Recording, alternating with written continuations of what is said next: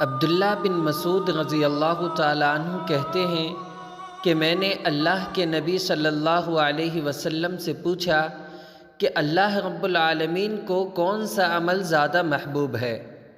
آپ صلی اللہ علیہ وسلم نے فرمایا کہ نماز کو اس کے وقت پر ادا کرنا۔ صحیح بخاری، حدیث نمبر 527۔